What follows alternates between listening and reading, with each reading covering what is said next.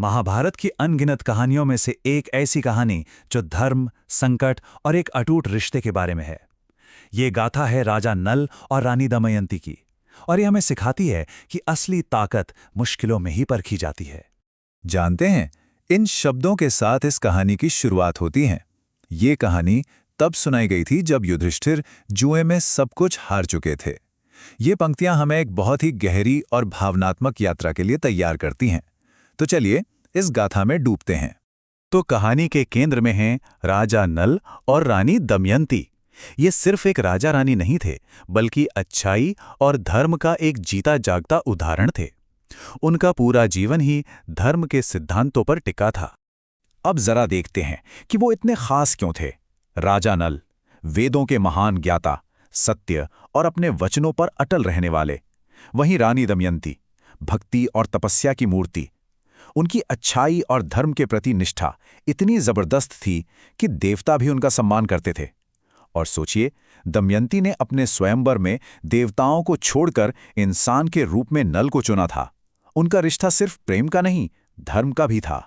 पर जहां इतनी अच्छाई हो, वहां ईर्ष्या भी पैदा होती है। और इस कहानी में वो ईर्ष्या बनकर आता है कलयुग, यानी पाप और अधर्म का साक्षात रूप। वो नल के गुणों और उनकी खुशहाली को देखकर जल भुन गया। ये शब्द हैं कलयुग के, और उसका इरादा बिल्कुल साफ था। नल की कामयाबी, उनका धर्म का पालन, देवताओं से मिला सम्मान, ये सब कलयुग से देखा नहीं गया। और उसने कसम खा ली कि वो इस धर्म के प्रतीक को जड़ से उखाड़ फेंकेगा। अब यहां से कहानी में तनाव बढ़ता है। देखिए, कलयुग ने प्रण तो ले लिया, पर उसे नल पर हावी होने के लिए एक मौके की तलाश थी। एक छोटी सी, बस एक चूक की, ताकि वो उनके मन में घुस सके। लेकिन नल इतने धार्मिक थे कि ये मौका मिल ही नहीं रहा था। कितना इंतजार, 1-2 दिन, 1-2 महीने नहीं, पूरे 12 साल। 12 साल तक कलयुग इंतजार करता रहा कि नल अपने धर्म के पालन में कोई एक गलती करे।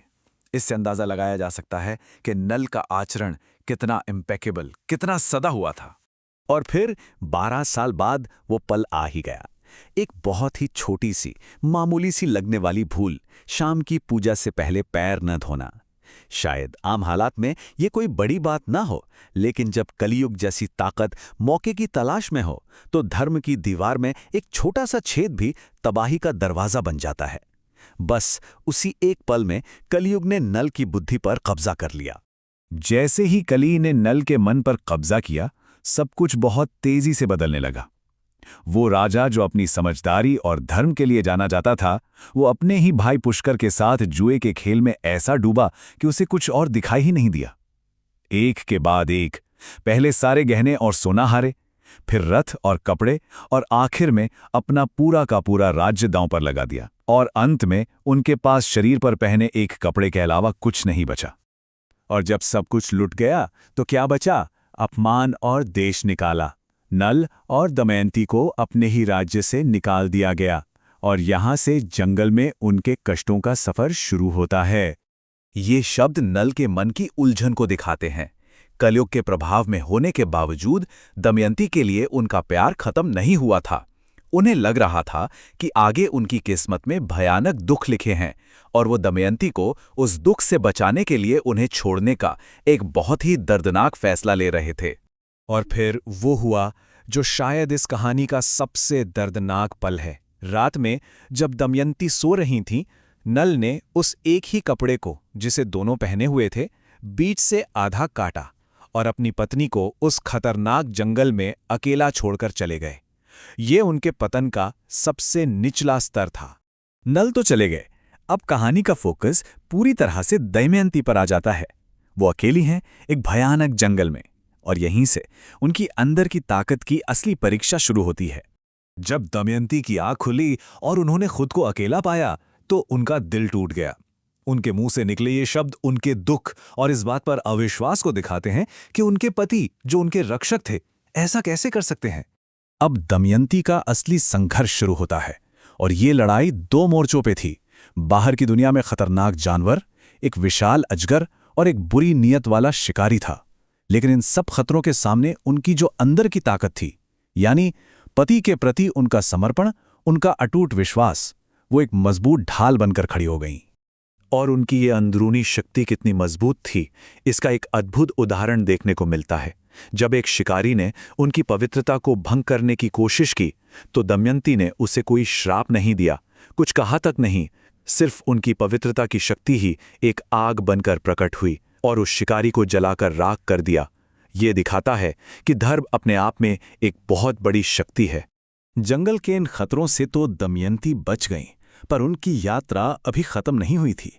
वो किसी तरह जंगल से बाहर निकलकर एक नए राज्य में पहुंची, लेकिन उनकी मुश्किलें अभी भी बाकी थी। उनकी आगे की यात्रा भी आसान नहीं थी। उन्हें रास्ते में ऋषि मिले, जिन्होंने उम्मीद दी कि वो नल से जरूर मिलेंगी, लेकिन फिर वो एक व्यापारी कारवा के साथ चलीं, जिस पर हाथियों ने हमला कर दिया, और इस तबाही का इल्जाम भी उन्हीं पर लगा दिया गया।